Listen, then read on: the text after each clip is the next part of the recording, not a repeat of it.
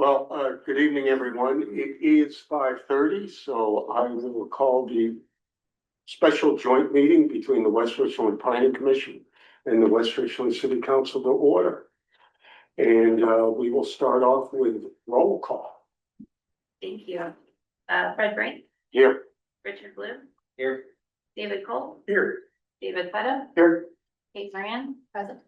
John Smart, Here. Ken Stoker, Here. Dan O'Neill, Here. Nancy Aldridge, She just texted me and said she won't be able to be here. Colton Brady, Here. Michael Peterson, Here. Jared Rutter, Here. Creighton Slaughter, Chad Hutek. Present.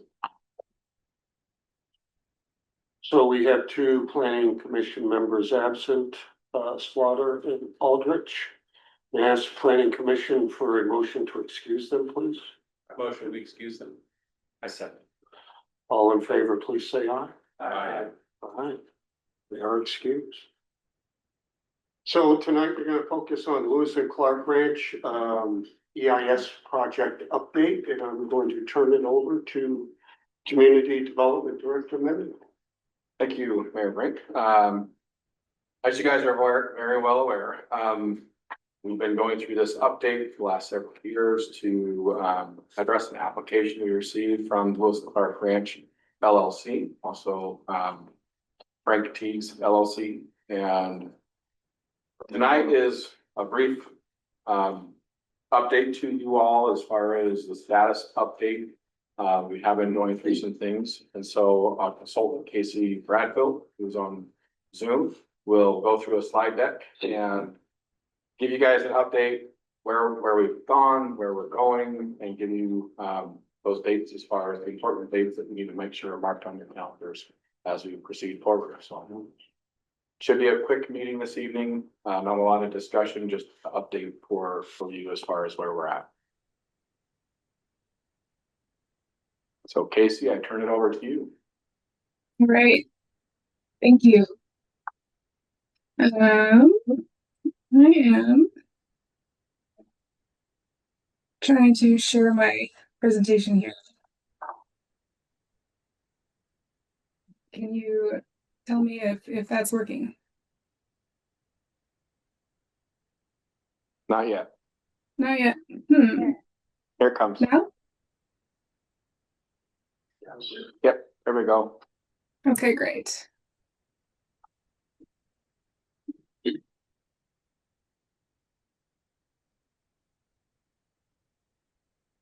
So thank you for having me here with you tonight. As Eric said, I'm supporting city staff and sharing a status update on the Lewis and Clark Casey. Ranch. Yes? We see a slideshow, a Zoom slideshow Oh. message. Do you, is there anything Now- else you see that you don't want to see?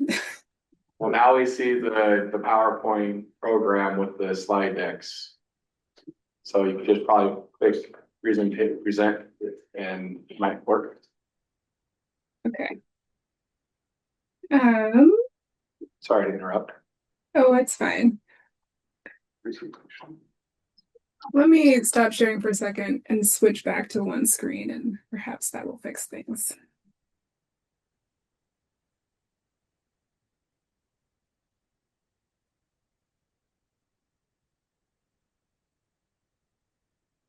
Thank you all for your patience with technology.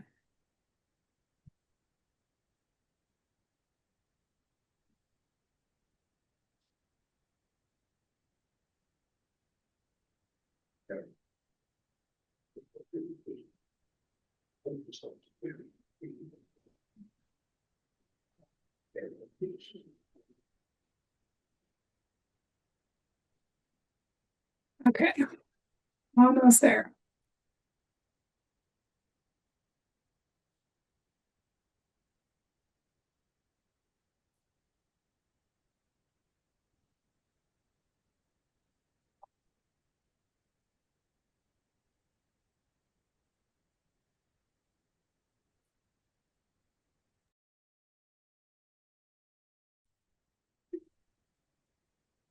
And how about now? Yeah, we see the PowerPoint program. Now the slide deck. Yep. Looks good. Okay, you don't have any other boxes floating in front of the slides? Nope, we're good. Perfect. Perfect. Okay. So to remind everyone about the basic project overview, back around 2021, the owner of the Lewis and Clark Ranch applied to the city to change the land use and zoning designations for the property, which started a city process, including developing a sub-area plan, a planned action, environmental impact statement, and then related amendments to the comprehensive plan, a zoning map, and city code. So this map shows the study area. The full ranch area that we're studying is outlined in dark red. That's over 7,000 acres. And then in the bottom corner, we have an area that's just less than 800 acres, which is where the city is studying expanding sewer and water service to accommodate growth over the next 20 years. We're also studying that planned action area in greater detail because the city's intent has been to develop a planned action ordinance for that area. And the benefit of doing a planned action ordinance is that you study environmental impacts of future development in advance before you get the individual permit applications, which means that when those permit applications come in,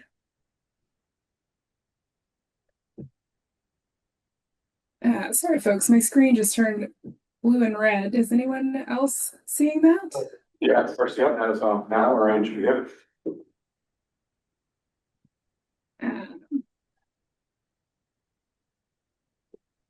That is weird. Oh, someone's. Sure, instead of your actually, Smith is the, well, we have Ross with Count Freedom. Get rid of William Smith. Yeah, William Smith's back. She the guy. That's who lives best. Trying this one more time here. Trina Black. Supposed to know for anyway.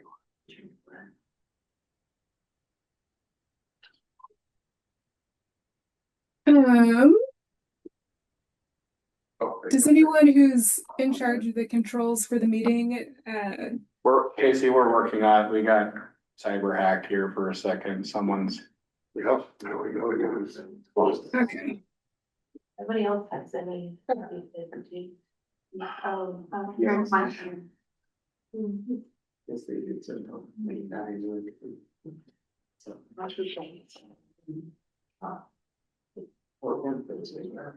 Sorry, Casey. Yeah. My voice. Yeah,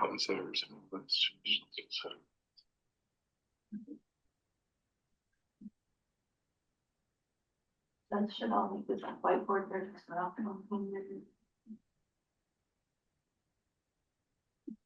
did I hear that it's now good to proceed?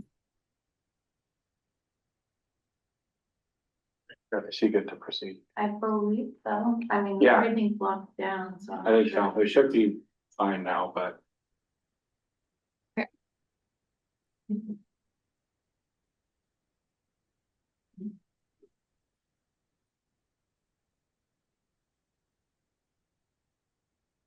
And the benefit of doing a planned action ordinance is that because you studied the environmental impacts up front, as long as a permit application comes in and complies with the requirements in that planned action ordinance, they don't have to do additional project secret review when they come in the future.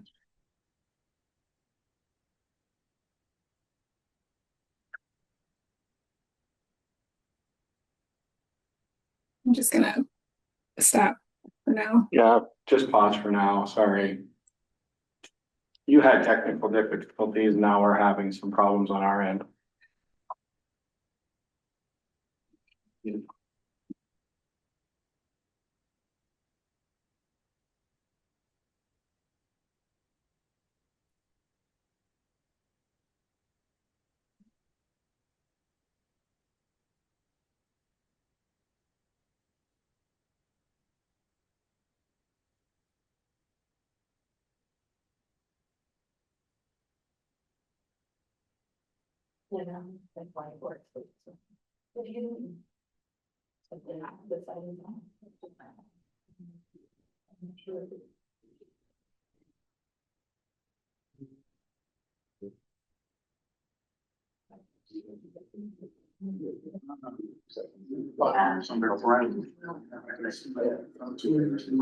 It's not allowing. Somebody doesn't like waiting. Casey, go ahead and proceed. I think we're good now. Give it another try here. I don't know. I would not let Carl in.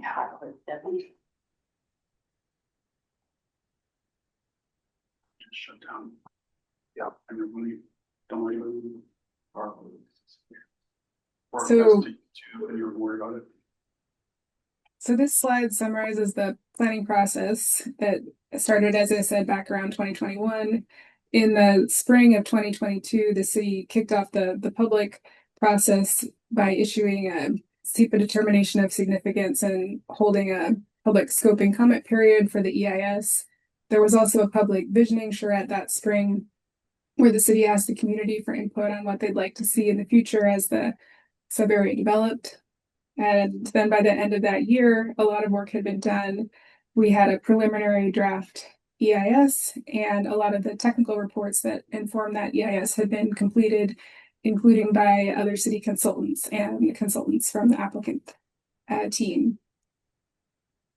At that point, the city decided to pause the process because it became apparent that there was a need for more sewer and water planning to ensure there was capacity to serve that planned action area with growth over the next 20 years. And there was also a need to do more transportation modeling to better understand the impacts of that growth on the transportation network. So that work took place, and then early last year, we were ready to restart the project. And we did that. We were able to incorporate the new information, published a draft EIS for comment from the public and agencies and tribes.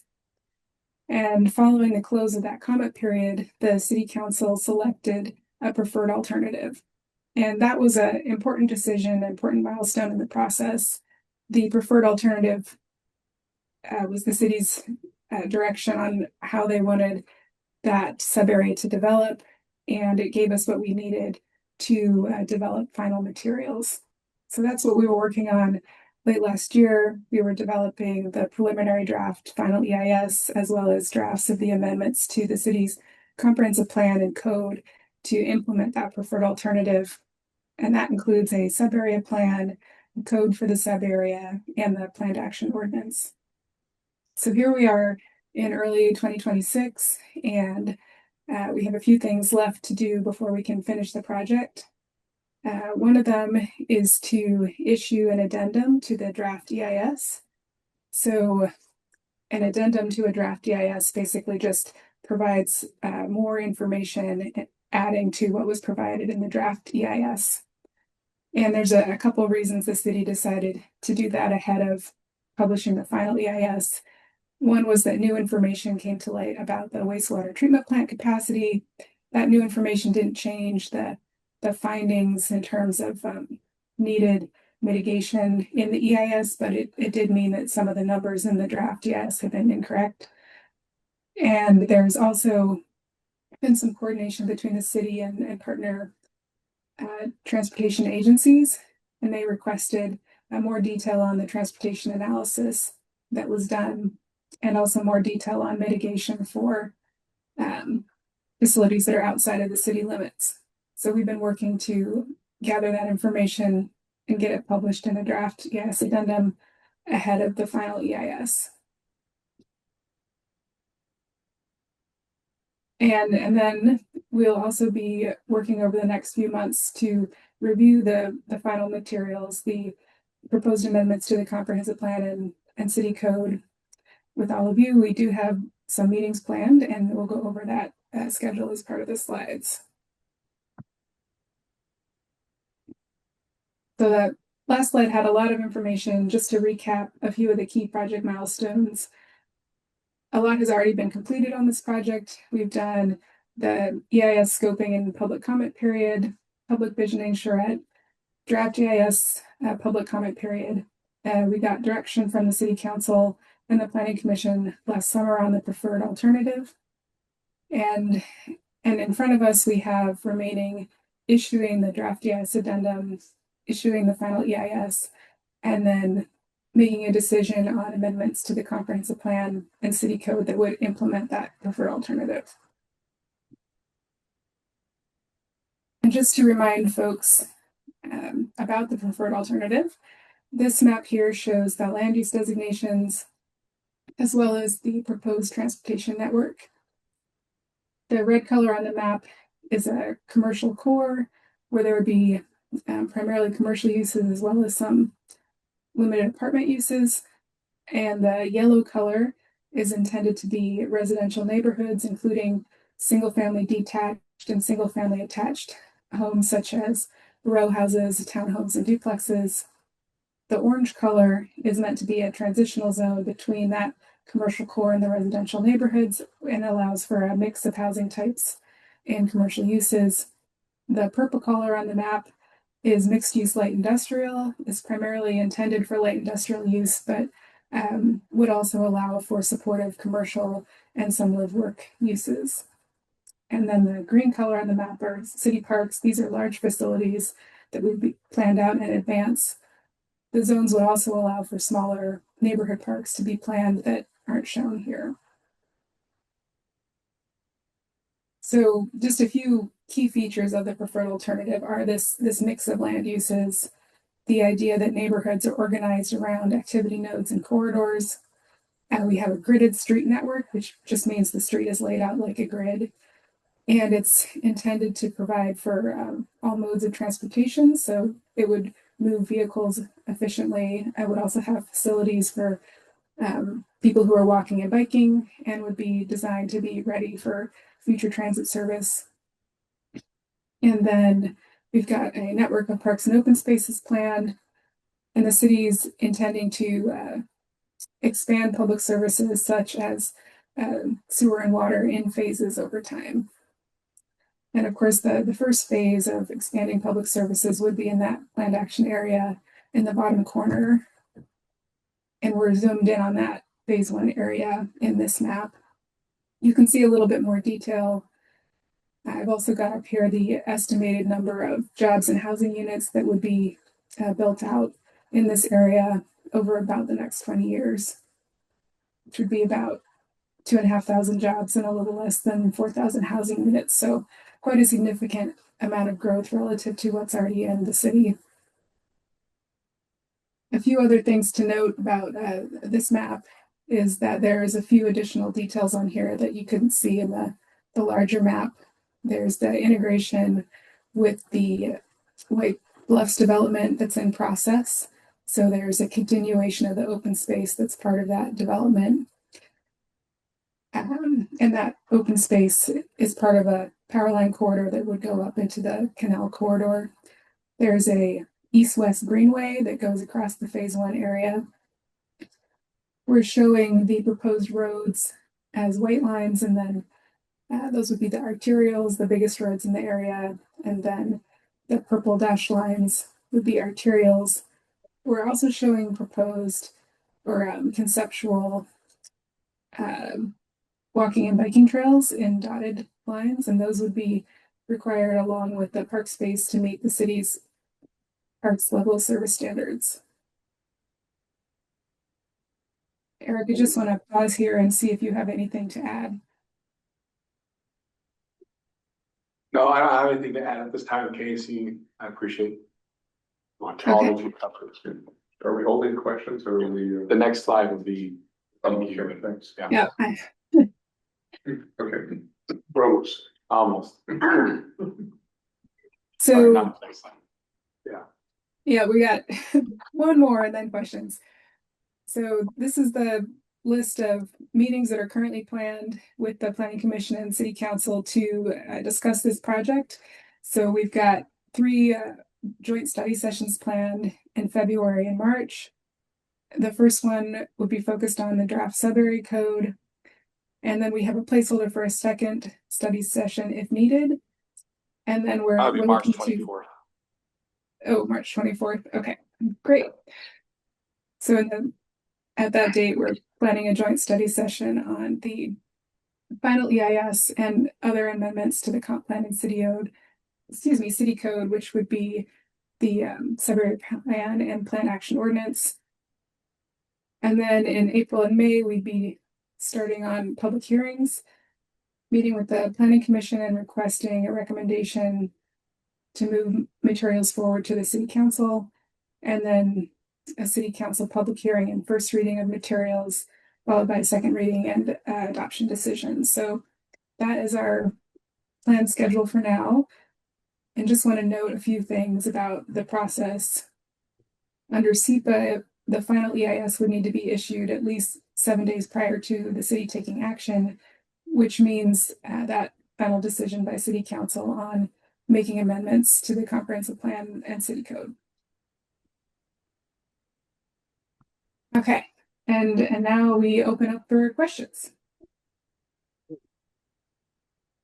Yeah, I just wanted to go back to slide 6 with the map and ask if, I'm sure it's not a hard question. I just wondered what the range of land use designations are for the mixed residential and the mixed use transitions. So I was looking for the number of square feet per lot that are limiting on those two zones. I can get that information to you. What we've talked about, what you and I have talked about individually is that mixed residential will be up to an acre. Up to an acre, okay. And as small as probably 4,000 square feet to accommodate those townhomes. Okay. That could be in there. And then the mixed use transition, what we're really anticipating there is anything from a townhome up to a apartment complex. It could also be a mixed use apartment complex. So you've got commercial on the main floor and then residential's up above. So a lot of this is just creating more freedom for the market and developers to decide what type of product they want to put in those zones and giving them the flexibility and width within the zoning code to allow for it. So do we come up with those? Is that a city designated thing or is there a state guideline that we're? Well, it's going to be a state guideline. Once we hit 25,000 population, there's some things coming.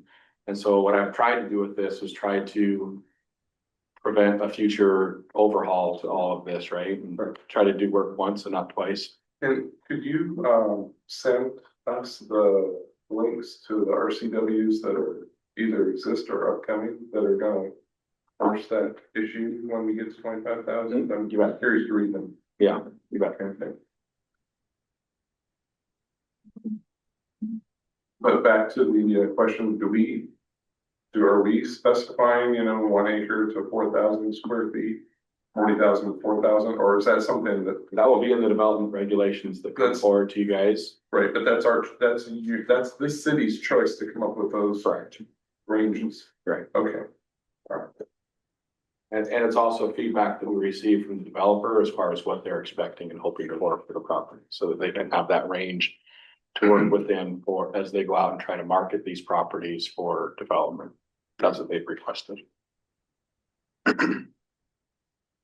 Really try not to develop this plan in a box or a vacuum, so to speak.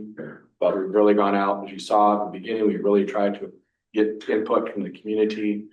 I personally have gone down on several occasions to the Wednesdays in West and had a booth down there and talked with people. They came and talked with me. And as I may have said before, but when I've done that, everybody was pretty positive about it, except for the one person who lives off Harrington Road that didn't want us to connect to his neighborhood. So, but a lot of good feedback that we've received. The community's been involved thus far, and I expect more involvement from the community as we continue to move forward with this.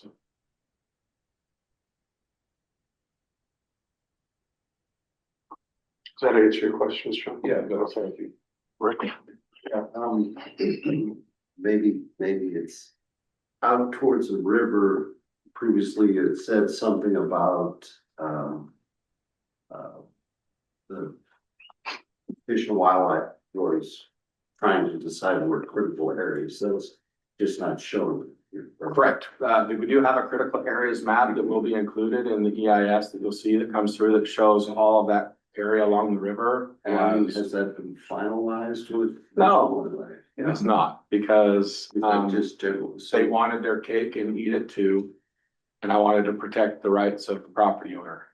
So we're moving forward with it as shown here. Because what I tell you it's shown here, I believe this gives the property owner an opportunity to create a mitigation bait on the property. So if he so chooses to do so, for that shrub step habitat, right? But if he was to go in and develop in that shrub step habitat, it's likely that he'd have to mitigate that and would be fairly costly to do so. So A large fire would eliminate a shrub step.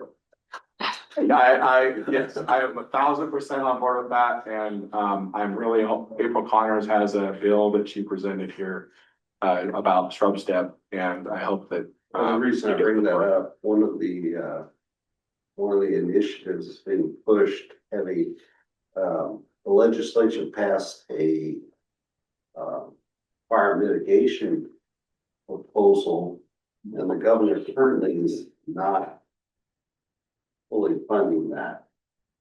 And so we're trying to push for fully funding of that. I'm not quite sure what. Again, it's not only shrub step, but it's also, I mean, it's not only forest, it's also shrub step. Yeah, And I don't know whether what we're doing, but it becomes more important. there's definitely some concerns when you have shrub step in an urban environment that's protected. You can't do anything with it. Well, And if and it's it growing becomes- over, And it comes, yeah, this is a big tinder pile, right, that becomes a hazard, and we saw it happen in Las Vegas or in Los Angeles. We've seen what's happened in Maui, and we've seen what happened in other places where you have this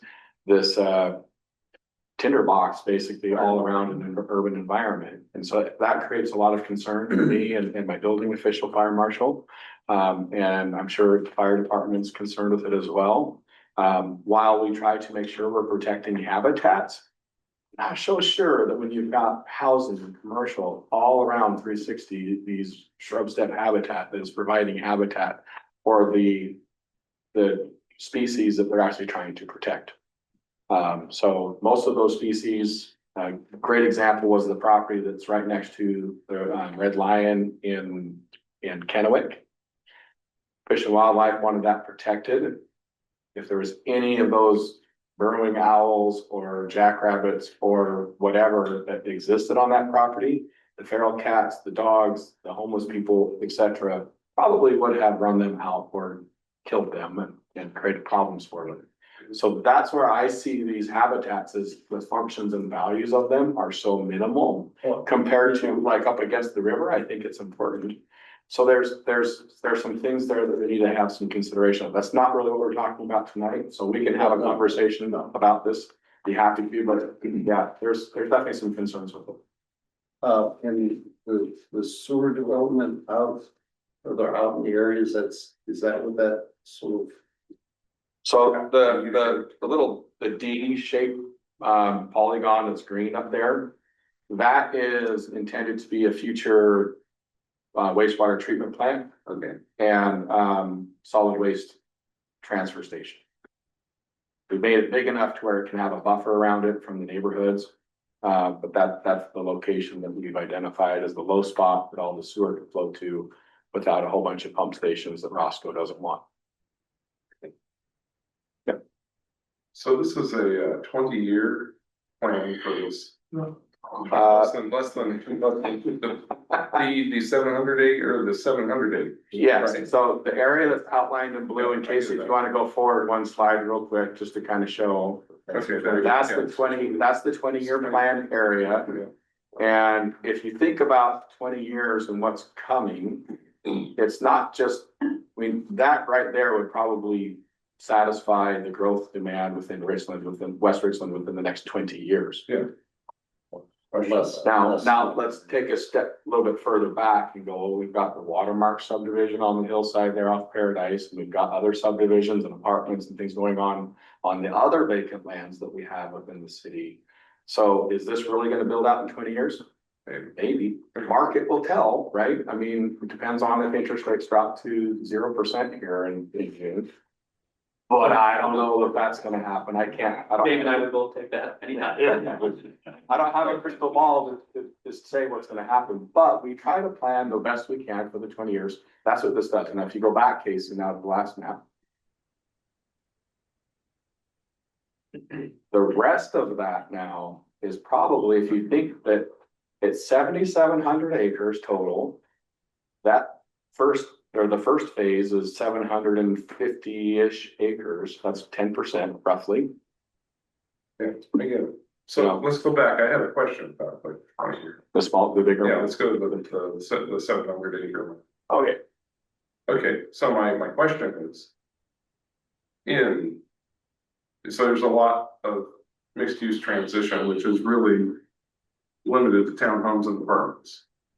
And there's a neighborhood that's already being built, it's cut out there, the gray area, that's zoned RL. 7 R R6, RM6, RM6. RM6. Yep. So what happens in 3 years when, we get 15 small modular reactors being built and, the industry booms out here and we're all in a heyday and nobody wants to live in an apartment or a townhouse, they want an actual house that's got property around it. How hard is, my question's coming, how hard is it? We've had What this. will the process be Mhm. for the developer to say, hey, look, we want to take this mixed use transition and change and turn it into yellow space, where we can have some half acre parcels or some quarter acre parcels? What do we have to do this? That the developer would come in with an amendment to this plan and it would come before you all and go through that process again. So I want you to understand that this plan, while we're looking at a 20-year plan, I don't foresee this 20-year plan not changing at some point in time within that 20 years, multiple times. Would it be a comp plan amendment or a supplemental analysis of the UO? That's a great question, Richard. It really depends on the scope of the change. Okay, Right, so if it's a large scope, we probably go through and start it all over, but if it's minor, it'll probably just be an amendment. well, I mean, But still go through a comp plan amendment process. it's only a question if we get sued for not doing an essay. Sued for what? Sued for not doing a supplemental analysis of the EIS. Right, Yeah, I wouldn't anticipate us getting sued for that. right, so we'd probably just do comp plan and run that way. And then similarly, this red strip, this future potential road 68 that we've got going here. But I've talked to Eric, I'm bringing this up not just as a question, but for the group's benefit. 'Cause Yeah. I think it's important to consider and it's important what's on this recording. Mhm. That there will be side streets, for lack of a better term. Yeah, That will help. And there's another map that's hanging in Eric's office that shows a spread of roads that originate from that southeast corner that allow people to get to their homes without going down Road 68. Yeah. That's an important aspect in my mind, having not approval for this. So there's a couple things. One, that they can transition from higher density to lower density without a lot of pain. Two, Road 68 really isn't being created, even though that's exactly what it looks like here. That's like almost a mile of commercial road that's planned out. And then the other, I guess, so those are two factors because those are concerns that I'm not really looking forward to San Francisco streets in West Richland. That's not what my neighbors and I and most of the people I know in West Richland really desire to have in the town. It may sprout up and there may be people who obviously will pay for that and live there, that's great. But it's very different from what we have there. But the other question I have is like, how will the development of this commercial strip, I mean, we expect it to occur from the southeast and south and move northward, right? And like, can somebody just go out there at the half mile mark, you know, build a Home Depot. I mean, I don't think they would, but I'm trying to figure out how do we regulate that? How does that happen?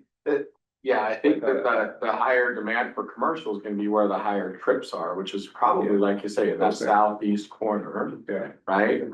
Because that's where the most of the trips are gonna be. I mean, we're just seeing now development here on Belmont Business District because the trip count's finally there, and then the rooftop count's finally getting there. So when you look at that red, you have to understand that all of the stuff around it's gonna have to get built first. And they're not going to, if the infrastructure isn't there, they're not gonna want to put a half a mile of infrastructure in the ground to bring the Home Depot just because they want it half a mile down in that corridor, right? So there's some cost associated with that, and there's analysis that all of these commercial developers do, the performance that they put together that require population, that require the trips, that require the rooftops, that require all of that stuff before they even locate. So I would anticipate that commercial, I think that you'll see a little bit of commercial stuff happening there off of the Belmont Van Giesen interchange or intersection. right, But it's gonna be really slow beyond that. Right. Because traffic's gonna, yeah, it's on the edge. with the way the sewer lines up for gravity sewer, you're gonna see everything actually moving west before it moves east. Okay, Because of how the sewer works. So if you look at it that way, the rooftops aren't gonna be around that commercial node until something big happens and some expenses are made. so the other thing that concerned me was what the regulation on, was it the mixed use commercial that has like a 40-60 mix of? No, that's mixed use transition. That's the mixed use transition. Yeah, so 60% residential, 40% commercial. Yeah. The MUCC or the commercial core, that's 90-10, so 90% commercial, 10% residential. And I would just add to that, Eric, those are the assumptions we used for ES analysis, but the regulations that we're working with you to draft right now, that'll be coming to the next joint work session, don't regulate that specific mix. Yeah, that would be good, because I think that that's a restriction that I don't know, I mean, if somebody wants to come in and build I asked before, and maybe you could repeat the answer for me, the 40-60 mix, is that per development, is that per acre of land, is it per? As Casey said, that's the assumption that we made, that 60% of that's gonna be Okay. residential and So it's 40% not- will have commercial in it. Yeah. Right? Okay, And how it develops over time is gonna be critical for Roscoe because he's over there decking off all of the water and sewer that we've got capacity for, making sure it all flows right. And so again, we might need to come back and have some further discussion. but it's not It's not, mandate. it's not, I'm not gonna tell someone if they come in on a parcel that 40% of their development has to be commercial, the rest can be residential. Okay. Yeah. I think, There's some caps there that says, okay, only this much can be, I see. but there's no bottom. Well, how can you have a cap on, say, 40% commercial and not have exceeded your 60% cap on what, maybe you could explain that to me. So So, somebody comes in and they want to build so all they're building, townhouses, yeah. no commercial. What Let's happens? hold this question until next time. We're gonna go into development regulation All in right. detail next time. So I think it Okay. would probably be beneficial to show all of that, share it with you guys so that you can go through it Okay, and have that before you. all right. One thing Go ahead, Kate. I just was wondering, so when I'm looking at what we have discussed in doing, I think that there are a couple things important to remember. One is that while this is definitely not a very rough draft, this is still just a draft, because in the future, we can change things on council, and we've changed what we have currently. I mean, y'all might not remember the pickle, but we used to have a pickle on our zone map, and now we don't, because that changed.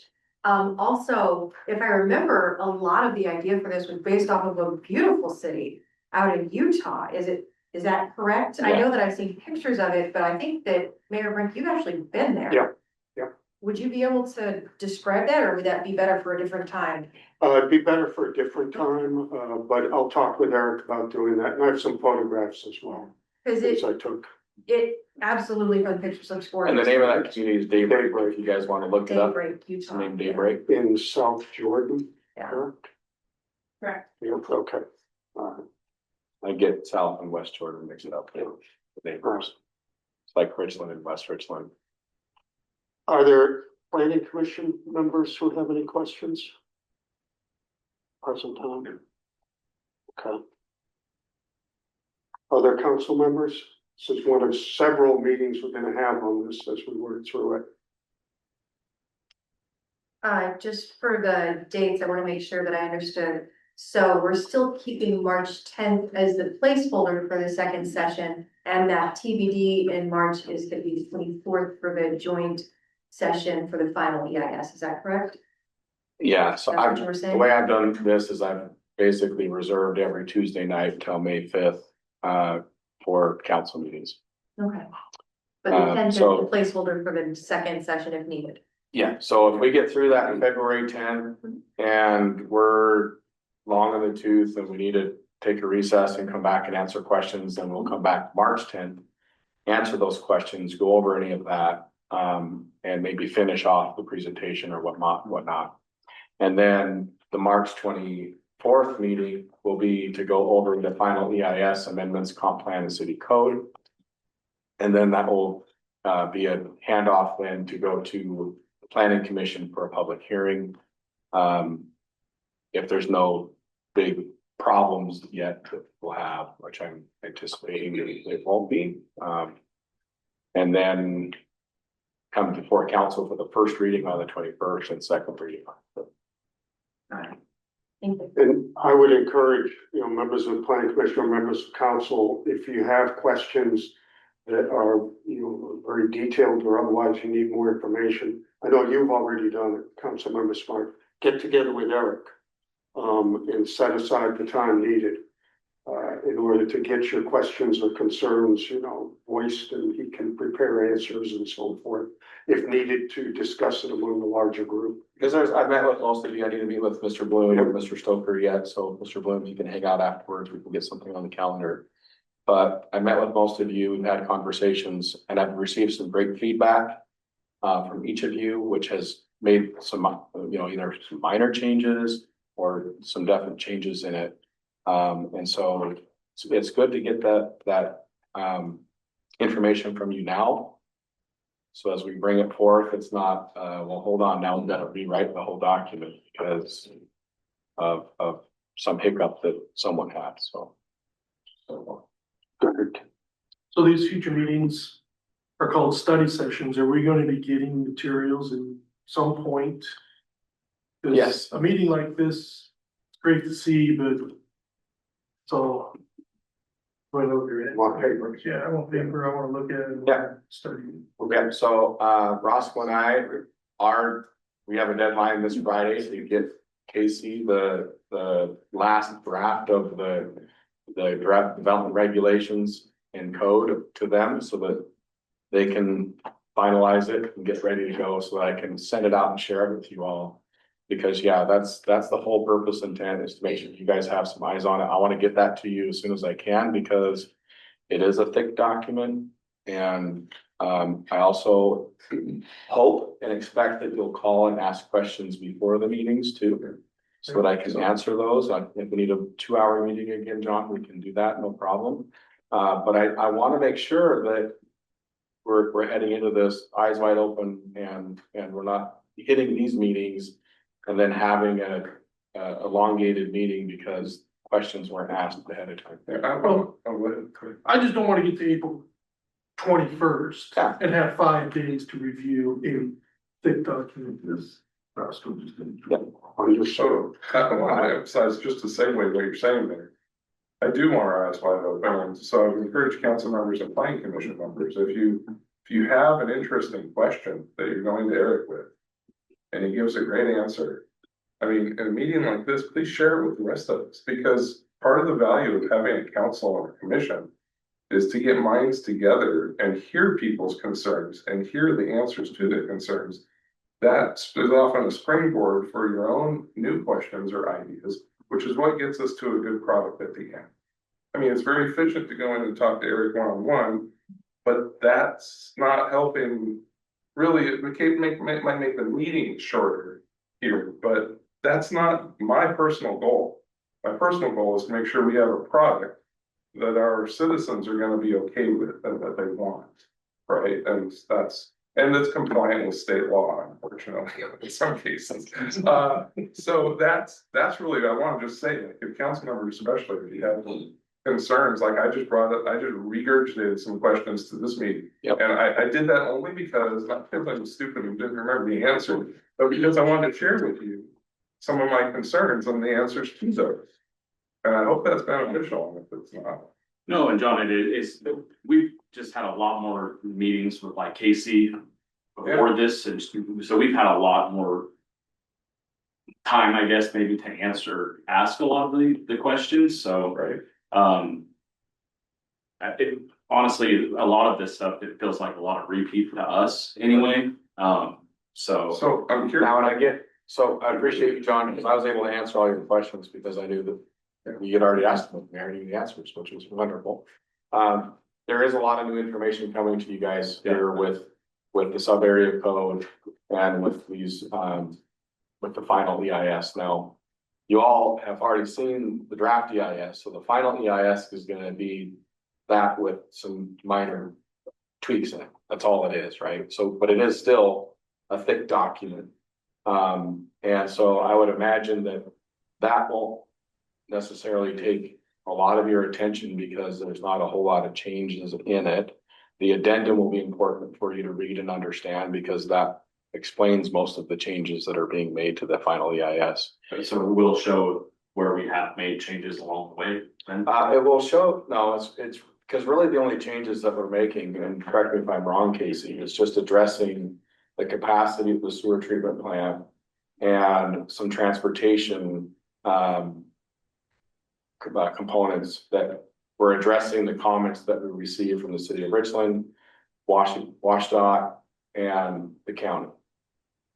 So that is the new information that will be in the draft EIS addendum.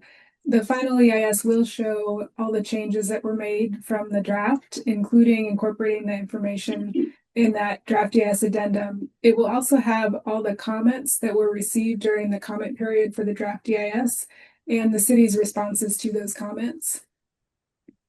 So we will have made some other edits in the document to help address some of the comments we received.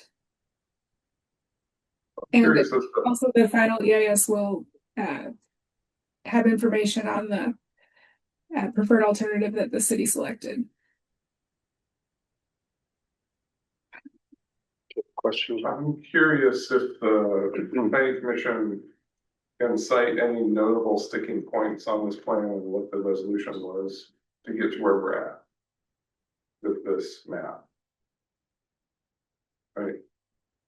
On sticking points. Seemed like, something was presented to you and as a commission, you thought, well, we really like it, we'd rather have it be this way instead of that way. So there was some zoning stuff that, just at first didn't really align where, the map is at now. And I really think that the changes that Eric and the developer and everybody has made, moving the light industrial around, that was one thing that I think was a huge improvement from the initial map that we saw. And with the green space as well, I think they've done a great job with that, moving that, those parts around. Also with the commercial. If I remember right, we had a lot of conversation about that shrub step habitat and trying to figure out how that's gonna work and work that through so that we can make it work. Nancy's not here. She had quite a few questions, but she unfortunately wasn't able to make it. Well, and that was another thing that the very first map that I saw, that we presented, to me, it was the typical tri-city thing where along the water, all we saw was residential along there. It's like, great, we're not gonna take advantage of this commercially to present, I don't know, some breweries or wineries overlooking the water. It's like you have this amazing view, opportunity to actually commercialize that a little bit, yeah. Instead it looked like we were just gonna throw up a bunch of townhomes, oh, here's your great view, Yeah. which I feel, growing up in the Tri-Cities my whole life, that's what we've done all over the place on waterfront, and it's like, you go to other cities and you see them taking advantage of, that waterfront. And it's like, here we have the opportunity to actually do that, we have wineries that are back here, we have breweries all around, it's like, why can we not take that as a city and invest in that, and we have the opportunity. Granted, it could be 100 years out, but let's lay the foundation for it now. So, Along those lines also, to me is important that we are making certain that we keep at least some aspect of the riverfront public. So that it's not just individual houses that have their own little private view of the river. And maybe not even just the commercial, but also just a place where the public does get that, but. and we brought that up too, because, and I think Eric brought it up, the way that slopes down. That a lot of that out there is going to be, a lot of it, the area, if there was any residential or commercial, would be pushed back further, leaving a lot of waterfront and open access down there publicly, so. So, yeah, I can walk over there, we'll give you today, I apologize, but. So where that orange ends, there's a Little tail. potential.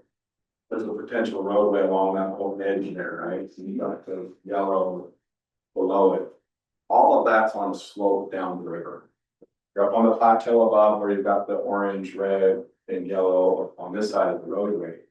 But once you get on the other side, it really just slopes all the way down the river. And so all of that has been identified as shrub-steppe habitat. Because it's right there next to the river and it's a corridor going from the county all the way out to this side too. It's my belief that that's a priority place that we make sure we protect as much as we can. I also see an opportunity where maybe in some of those areas we could have a pathway for residents to go to enjoy and walk through there, right? But to help you understand too, the size and scale of this, we drove out there a long time ago. Mr. Cole, I apologize that you were on council at the time. Happy to drive you out there if you like. But we drove all the way out to that edge and saw the scope and scale of this property. It's pretty massive. This is 20 years. By the time we get to that edge way out there, I'm gonna be 50. Yeah. My kids might even be fertilizer, but yeah, I mean, it's really, this is a 100-year plan. So what I try to help people understand is let's focus on this right here, because this is the 20 years. Everything else beyond that is gonna have to go through a similar process that this went through to look at the zoning, make the modifications, and let that future council make those decisions on how the rest of that is going to work out. The other key factor in all of this too is water rights around here. So unless there's some water rights that are gonna be obtained to help facilitate the rest of that to go, we have enough for within the rest of the city with what we have today. And the EIS will read that they're gonna be purchasing some property rights to make this happen go, and the next phase. But then beyond that, something has to give, they have to come with some more water rights in order to make that happen. So there, but that's for future council, for future planner or whatever to deal with and work through at that time, because to try to tackle that now is. When you say protect that strip, what do you mean, like keep it natural or keep it low density, or what does protecting mean? Between the river and the plateau? That slope. Yeah. Keep it natural. Keep it natural. Yes, Have we you already talked talked to about the that, yeah. tap teal group about that, or What's that? has anybody talked to the tap teal people about that? No. Okay, I mean, I know it's way out there, so. Yeah, it's way out there, and honestly, 100 years from now. my thought would be is that they could use that as a mitigation ban for other developments that happen in the Tri-Cities. And they can make that profitable for them to retain that as a protected area. So, Yeah. Anyway, but that's outside of the scope of the bill. One of the things kind of related to what Councilmember Smart was saying, I really strongly believe that, you know, the idea of a commission and a council were working together. So I'm wondering, I know that a lot of times when you're working on a project, you kind of get so close to it, you don't see things. I'm wondering, not only just things maybe that stuck out that you didn't like, but are there any things in general that the planning commission had heard that they thought maybe wasn't talked enough about, that they really liked, or just hasn't been talked much about at all, no matter what? Is there anything like at these joint meetings that you haven't heard mentioned? I don't think so. I think Do you think so? early on, there was kind of a similar concern of the Road 68 when the commercial was there. I think at the first map that we saw, there was more red on that bottom corner. That's turned orange, which I think is good for flexibility down the road. Because I think that whole bottom southeast area was red on the first one that we saw. So I think that becoming a little bit more flexible obviously is important. I think, And yeah, avoid the Road 68 attached tree. well, and when we say Road 68, I think the other thing we have to think of, and Eric's brought this up multiple times, at these meetings is Home Depot has their circles, Walmart has their circles where they're not gonna put other businesses. We now have the Costco, so I think Queensgate is buffering this area right here, because we are not gonna have a Home Depot, we're not gonna have a Costco, we're not gonna have a Walmart go in to that strip right there. I think when we have to look at that strip and say, God, I wish there was an auto parts store right there, because last weekend I had to go down to Chapman and go get them. You know, it'd be great for another grocery store right there, you know, and there's really not any restaurants. I think a lot of it too, that strip depends on Keene, and I've said this at those meetings too. We have the momentum right now on Keene, where we're slowly starting to fill that in. My belief is, but hopefully when high school comes in, I mean, I feel like Keene's gonna build out long before that ever builds out. I mean, like I said, I see that strip when I'm 60, 70, hopefully I see that. But yeah. Yeah, that red corridor, like I said earlier in the meeting, that's probably the last part in all of this that will get developed out. And you may even see phase 2 going in with more houses to the northwest until there's enough car trips and there's enough rooftops that start to make sense, and it kicks off and you see a Fred Meyer go out there because we're not within their buffer circle. I think a lot of it also is trusting in the market, knowing that it's going to fail if they're gonna put something like Road 68. If that's gonna be good for the out there. Without mitigation, yeah. I mean, there But will I be think more also- businesses, but being able to get around it to get home would be.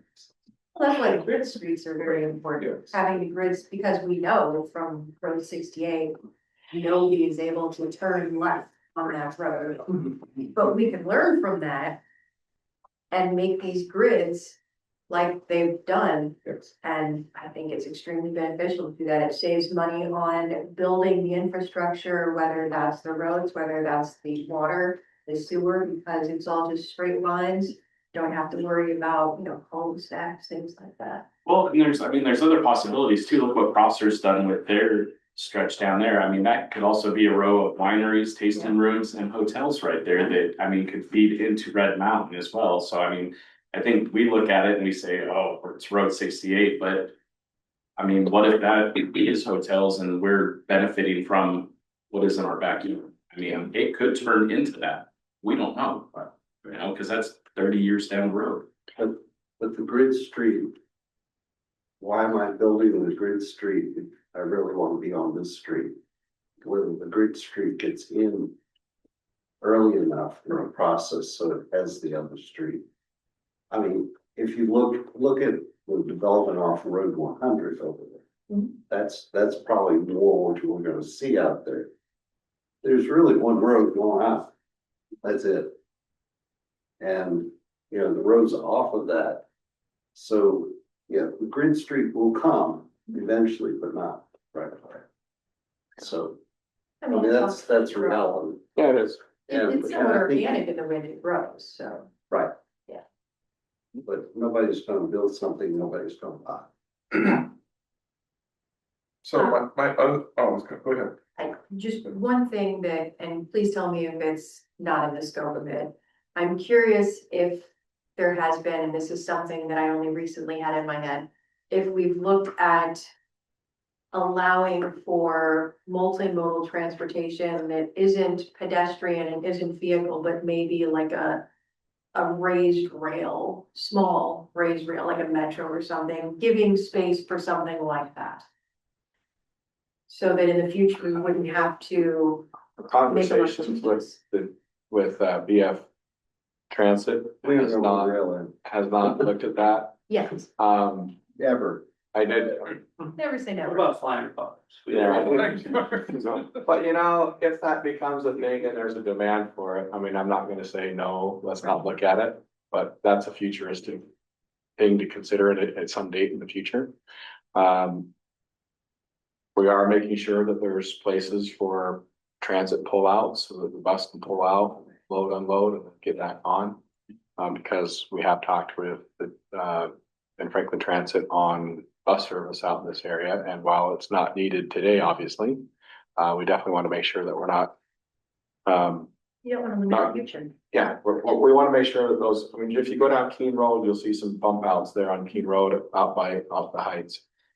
And that's just for some potential future, route that might happen, right? So.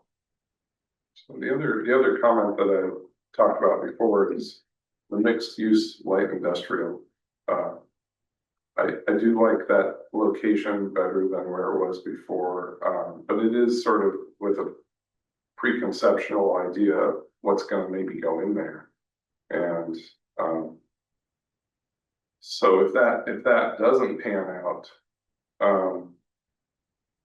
I guess I'm just a little concerned about having a decent buffer between the things that we allow for mixed use light industrial and the adjoining, residential areas. So I just think that in the regulations, eventually when we get around to those stages that, depending on the use, that we create decent buffers so that it doesn't impact negatively on the. What you may not see on that is there's an arterial road that's gonna go along the edge of that. Okay. That will create that type of buffer, right? Cause you have a wider road, or you're gonna have some landscaping and things like that there that creates additional buffering, between one side of the road to the other. And, depending on what project goes in there, that's that portion. Whatever project goes there will have to go through its own SEPA process to determine what the mitigation measures between them and the neighbors will be. Eric, I have a question. With this, have we shared that with Trident? And This, got their thoughts on that light industrial area and last year I had a meeting with, Carl and David Replag and Energy. What's his name? Brian, or, Skinny guy. yeah, I can see him, I can't Yeah. understand. Anyway. Yeah. The three of them came in, we sat down, showed them this plan. And there was a lot of good feedback that they had. They didn't have any recommendations on changing anything. Carl did mention some potentials if there is a large industry that goes out there that has steam, for instance, as an output. Maybe look at doing a heating district. But that's, doing some industrial symbiosis stuff out there, but that's, again, that's not part of the scope of this, that would be a scope of a future project, but trying to create opportunities, trying to create attractiveness and a magnet that would bring industry in, bring homes and community in a place that people would want to live, work, and play. And give the flexibility for the developers that come out to develop this area to have the flexibility to build what the market's driving at the moment. Eric, I would just add to that when we meet with this group to review the sub-area code, there is a section in there that has some site design regulations for the mixed use light industrial that they might want to review.